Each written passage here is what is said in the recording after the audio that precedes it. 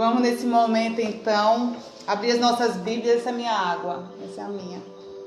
No livro de Romanos, capítulo 8, a partir do versículo 17.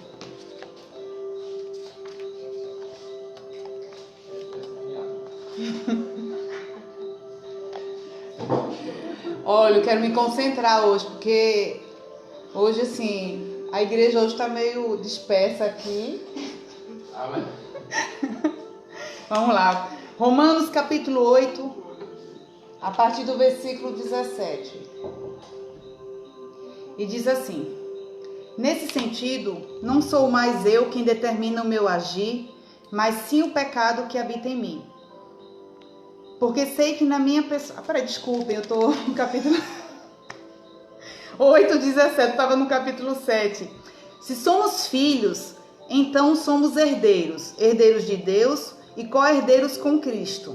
Se realmente participamos dos seus sofrimentos, para que da mesma maneira participemos da sua glória.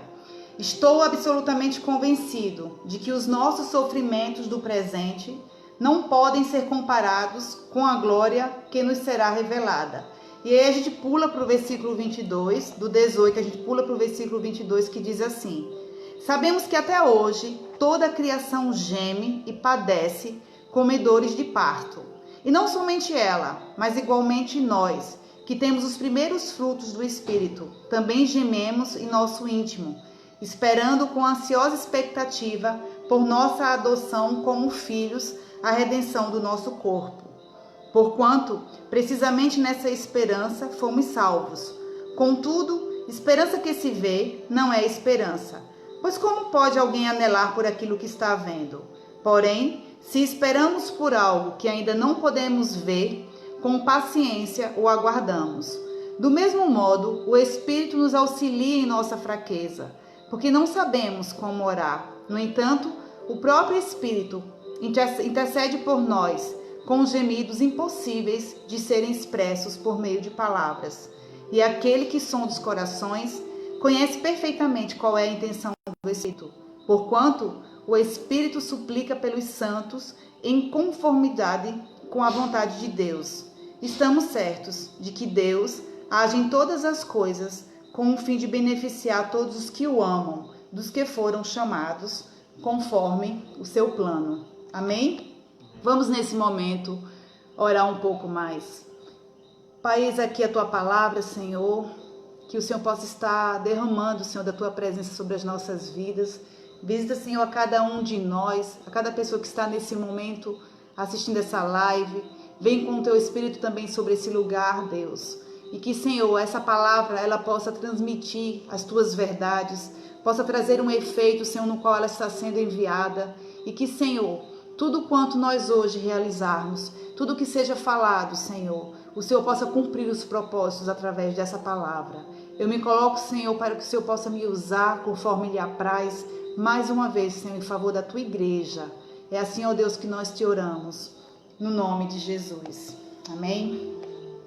Queridos, esse é um dos textos também que a gente conhece bastante, pelo menos o final. Outras versões vai dizer no versículo 28, que é todas as coisas cooperam, né, para o bem daqueles que amam a Deus segundo os seus propósitos. A minha Bíblia ela tem uma versão um pouco diferente. Paulo, que escreveu essa carta aos novos convertidos de Roma, aos romanos, ele sempre fez muita questão de frisar a respeito de tudo aquilo que todos nós, sejam os cristãos daquela época, os novos convertidos, aqueles que haviam tido um encontro com Jesus através da pregação do Evangelho, como nós também. Nada de fato altera, 2020 anos depois, absolutamente nada é alterado. As experiências que todos nós somos convocados a passar, os processos nos quais toda a igreja do Senhor precisa passar, é para que haja de fato uma maturidade, é para que haja um processo no qual nós vamos ser de fato provados, nós vamos ser de fato testados. Deus deseja forjar o caráter do seu povo.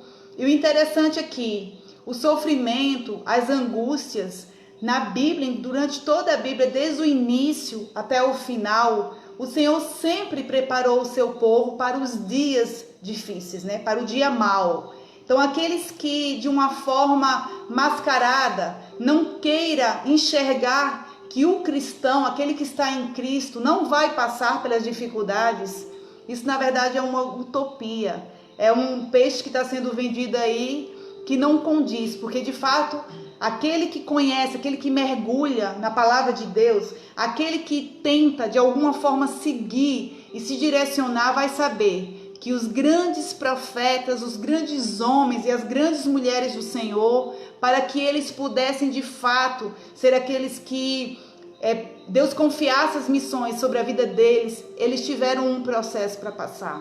Todos nós, eu e você, sejam aqueles que conhecem a Deus ou não, o sofrimento ele vai fazer parte da nossa caminhada. Ainda que nós façamos uma caminhada com ou sem Cristo, nós vamos passar pelo sofrimento. A diferença de passar pelo sofrimento, a diferença de nós passarmos pelos dias difíceis, quando nós temos ao Senhor, é garantia de vitória. É garantia que nós de fato somos mais que vencedores em Cristo.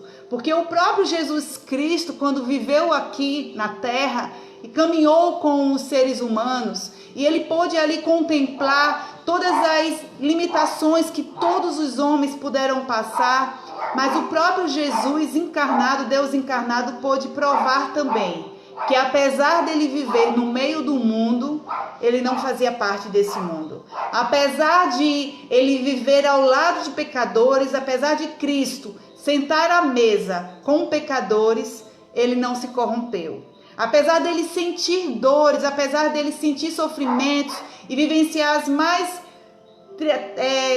experiências tristes, né?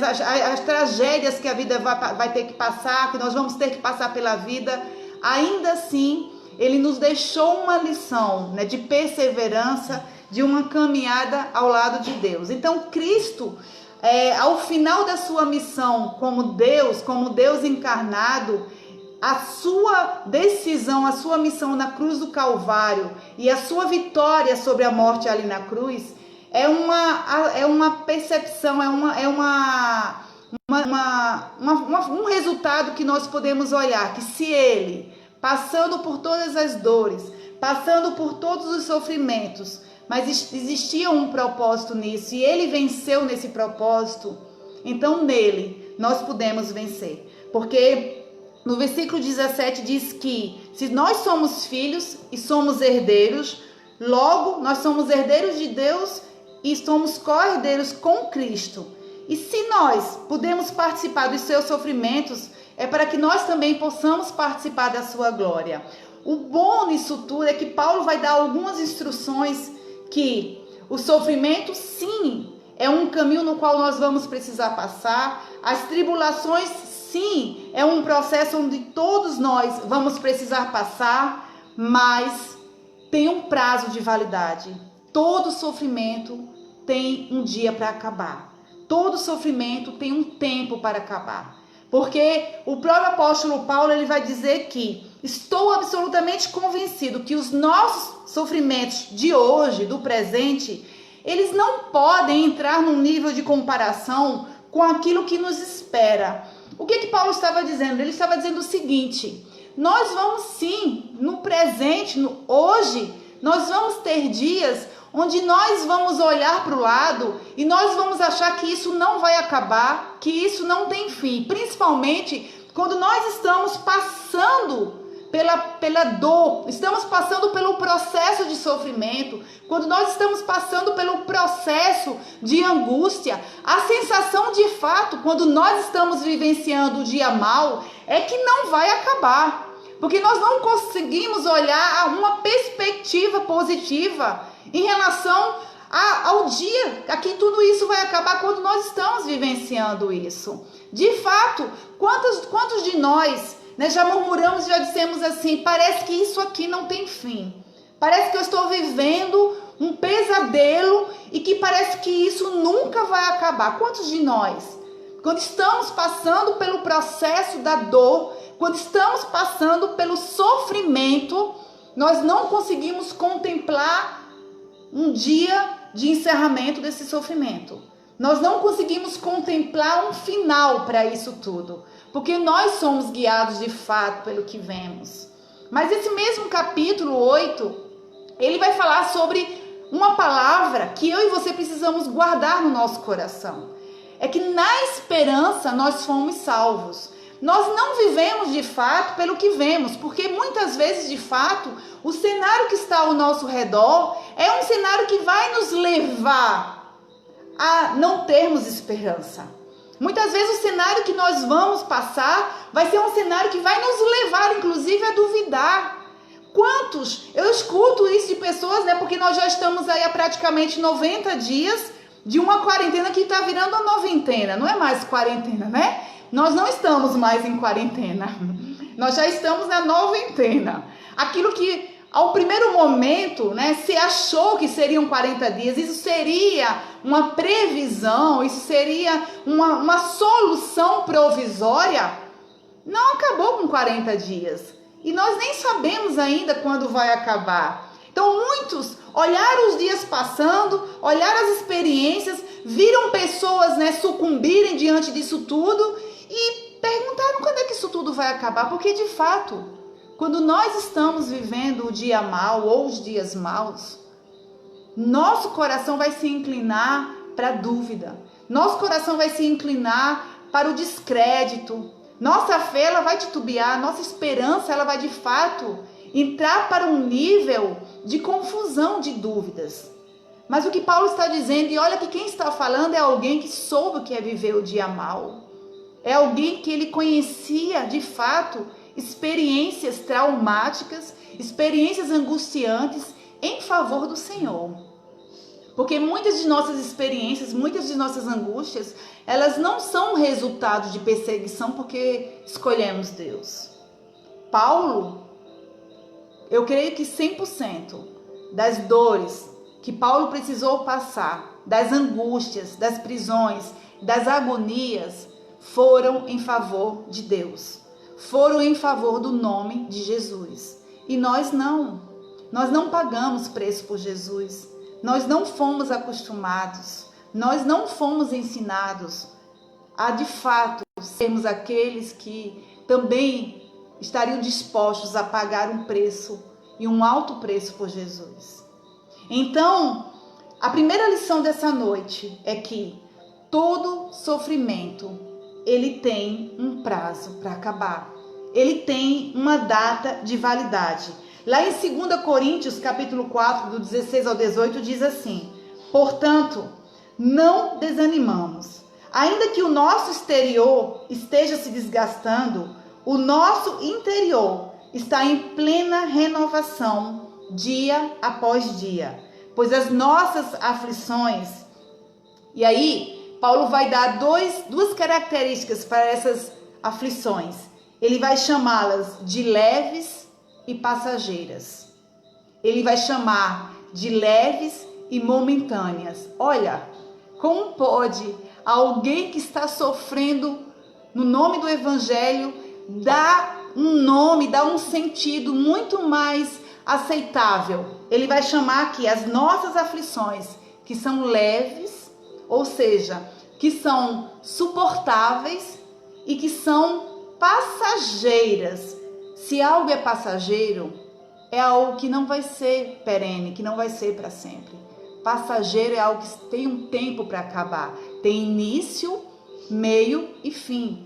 Paulo vai falar que essas aflições, elas são momentâneas, ou seja, não é todo o tempo. E aí ele vai continuar dizendo assim: essas aflições, elas estão produzindo para nós uma glória incomparável de valor externo. Sendo assim, fixamos os nossos olhos, não naquilo que se pode enxergar, mas nos elementos que não são vistos, pois os visíveis são temporais, ao passo que o que não se vê são eternos. Olha que coisa mais linda. Paulo está dizendo o seguinte: nós vamos passar por aflições. Essas aflições, elas vão ter um prazo para acabar. Elas não vão ser tão insuportáveis. Elas são leves, ou seja, elas vão parecer para você extremamente pesadas, porque quando nós estamos passando por ela, de fato, nós não conseguimos entender que ela não tem esse peso. Mas ele está dizendo assim: elas são leves, elas têm um prazo de validade, ou seja, elas vão acabar, elas são momentâneas, mas o mais interessante é que elas têm um propósito. E qual seria o propósito? Elas não podem se comparar.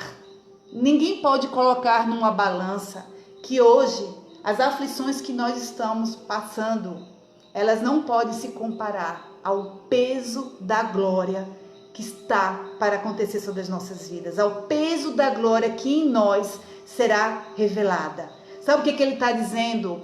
Esse tempo que nós estamos passando, nós somos apenas peregrinos aqui na terra.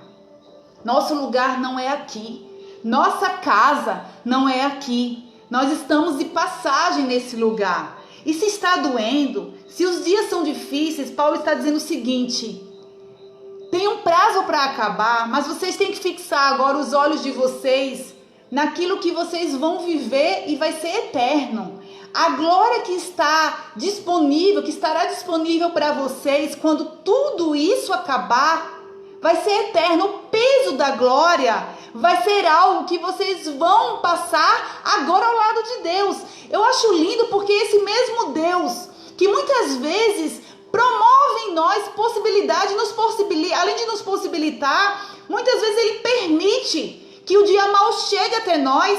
Ele está dizendo, olha, existe um propósito nisso tudo, não vai ser eterno. Enquanto isso, vocês estão sendo forjados, vocês estão sendo trabalhados, vocês estão sendo agora provados para serem aprovados.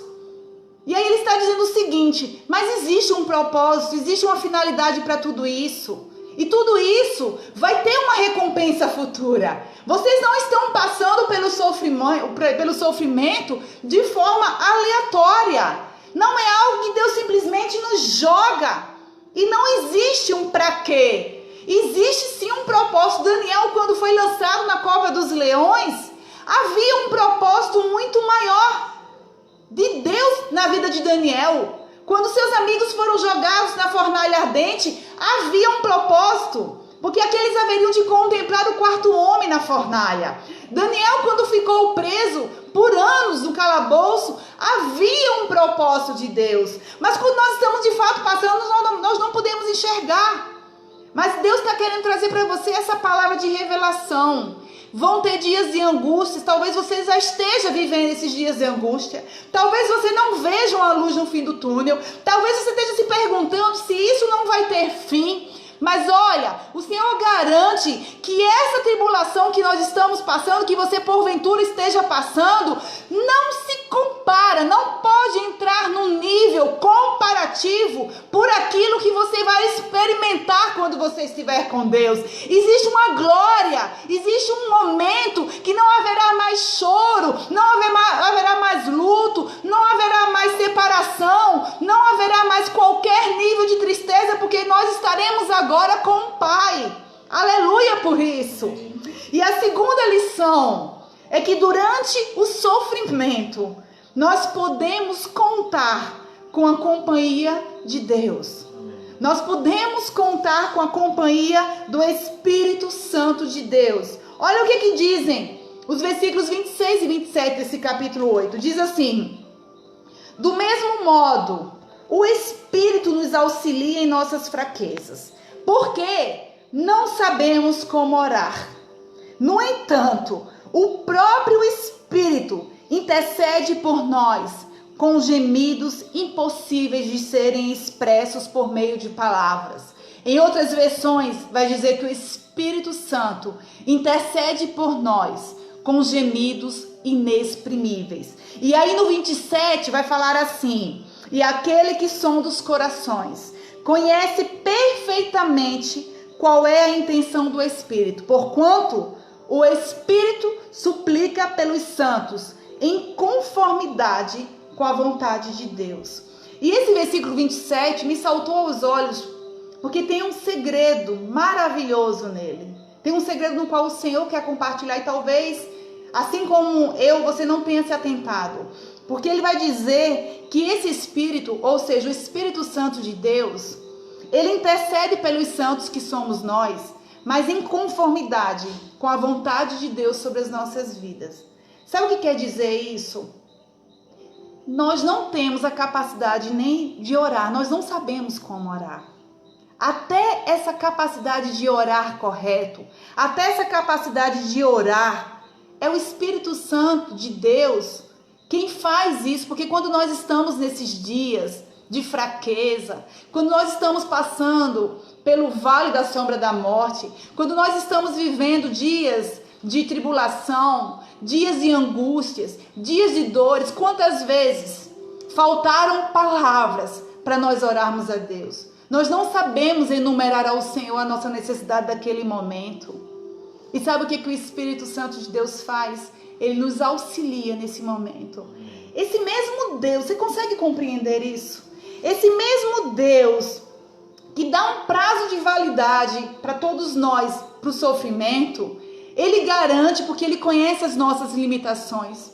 Ele conhece exatamente até onde nós podemos ir. E aí Ele sabe o quão falíveis nós somos, o quão pequenos nós somos e o quão incapazes nós somos de passar pela tribulação e sairmos da tribulação e orarmos para Ele pela tribulação. Aí esse Senhor, esse Deus, Ele faz o seguinte: eu sei que quando eles estiverem vivendo as tribulações, eles não vão conseguir orar a mim. Eles não vão conseguir expressar em palavras, porque vão ser gemidos, porque esse mesmo capítulo 8, ele vai falar de 3 gemidos. Ele vai falar que a natureza geme pela inserção do pecado, pela queda, ou seja, a natureza que era boa, o plano perfeito de Deus, porque tudo que Deus fez era bom. Lá no livro de Gênesis vai falar que Deus ia criando parcialmente as suas criaturas, o mar, a terra, os fundamentos, as plantas, os animais. E o Senhor sempre olhava para a sua criação e via que era bom. E Ele atestava que a sua criação era boa. Mas essa mesma criação que era boa, ela precisou de esperança. A esperança fosse de fato inserida nela, porque essa criação, ela foi então, ela entrou num momento de degeneração, porque o pecado entrou na criação. E aí a natureza geme, porque o pecado entra, e nós gememos também, porque ele vai falar que não somente a natureza, no versículo 23, mas nós também gememos em nosso íntimo.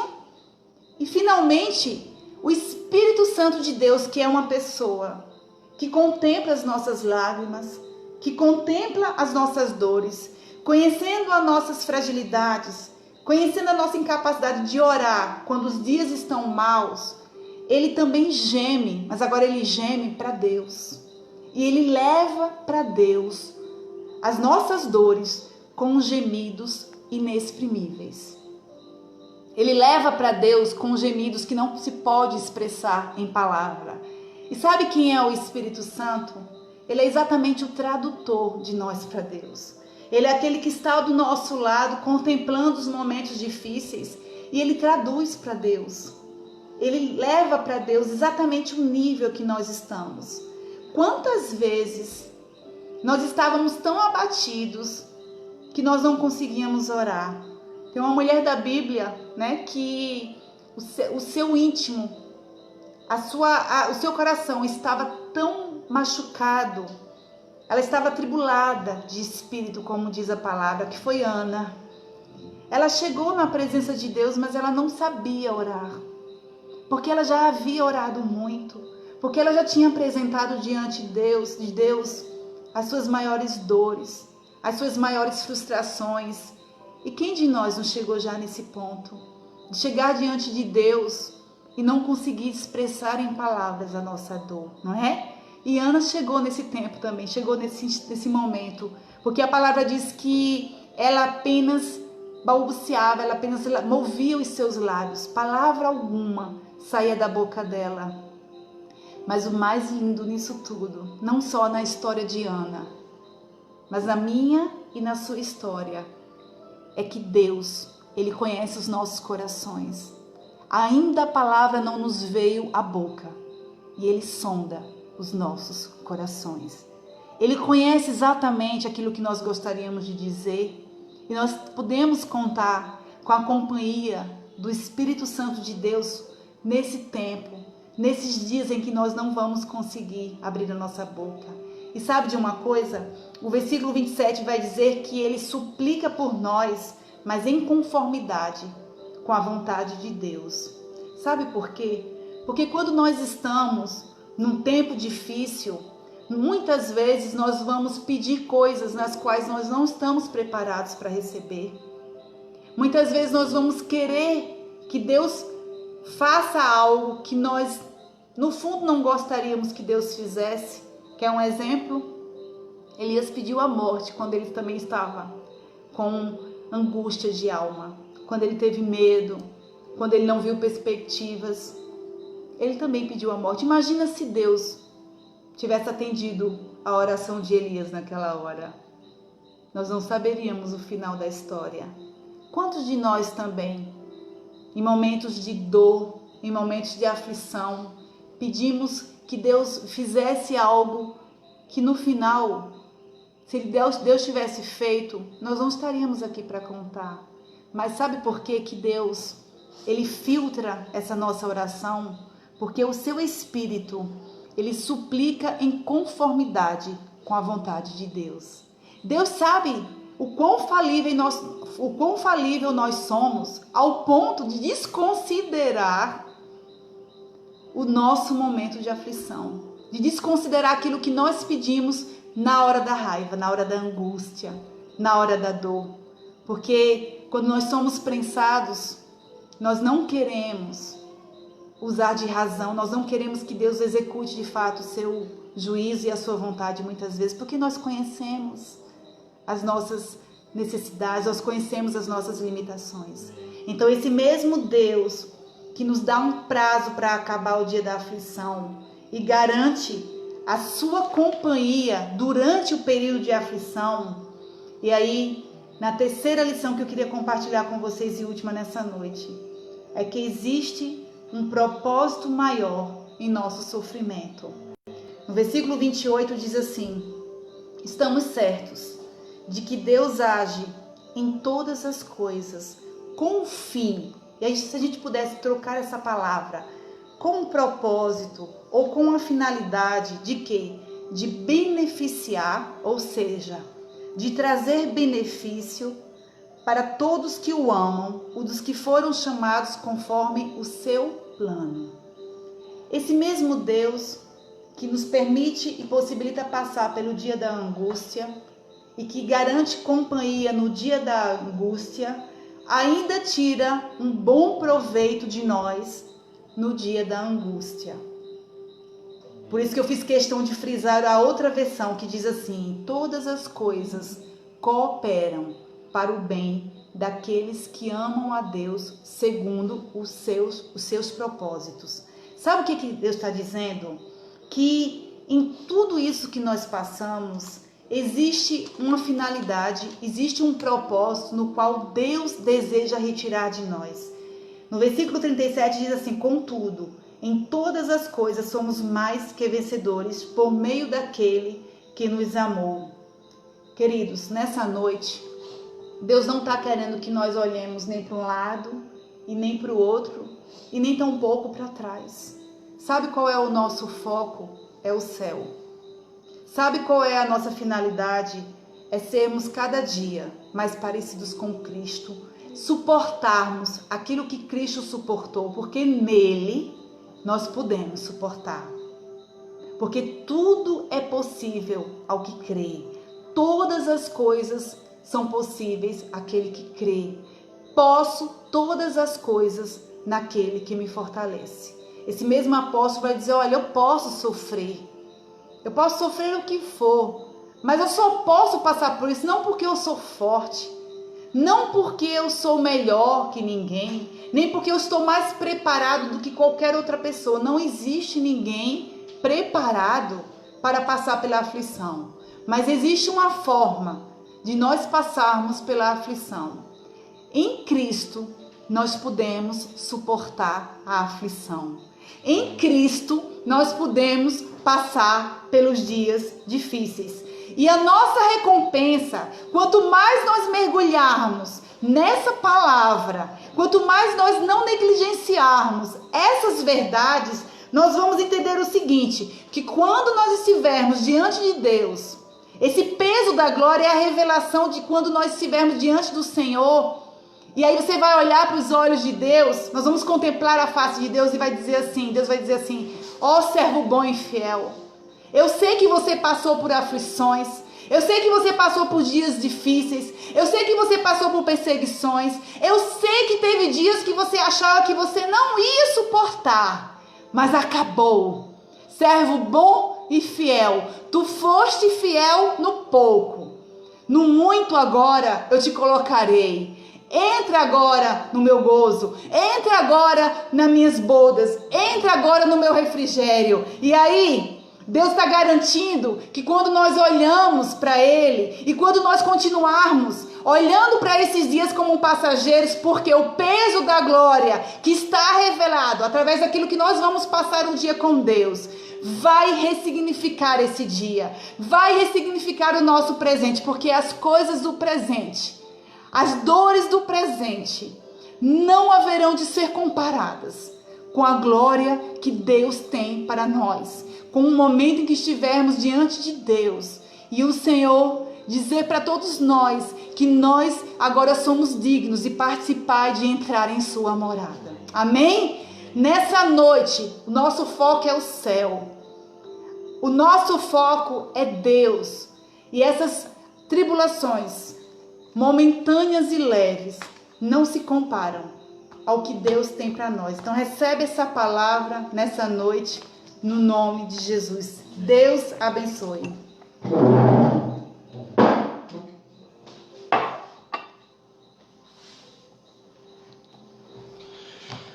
Amém, queridos. Quantos receberam essa palavra aí no coração, essa palavra abençoada para a tua vida? Eu creio que Deus tem falado ao coração de muitos nesse tempo. E esse é o nosso compromisso, estar trazendo para você uma palavra revelada, uma palavra rema, uma palavra que seja para o teu coração. Nós entendemos aqui do Sei Gravatar que nós temos, além dessa prerrogativa de trazer uma palavra para o teu intelecto, mas também para o teu coração. Sabe o que é que nós entendemos? Nós entendemos o seguinte: às vezes a igreja em determinados setores são acostumados a receber palavras, só uma palavra para o intelecto, uma palavra muito bem colocada e tal, mas ela chega aqui e aqui fica. Mas a palavra, quando ela é gerada em oração, quando ela é gerada no ventre, né, do coração de Deus, que é gerada aí em oração, ela sai daqui e entra aqui. E essa palavra, ela transforma a vida, e eu creio que seja assim. Amém? Então que essa palavra esteja no teu coração. Queridos, olha só, deixa-me dar alguns avisos. A primeira coisa que eu quero falar para vocês é que eu quero louvar a Deus pela vida de todos os pastores. Hoje é dia do pastor, né? E quando eu falo do pastor, estou falando da pastora também. Aqui junto comigo está a pastora Fabiana, está aqui o pastor Tiagão, a pastora Cosma, missionária, ela ali, glória a Deus, nós ficamos felizes, né? Quero mandar um abraço para o meu pastor Jairo, que está lá no Rio, abençoando lá o SEI, tá certo? As igrejas têm sido uma bênção para todos nós ficamos felizes.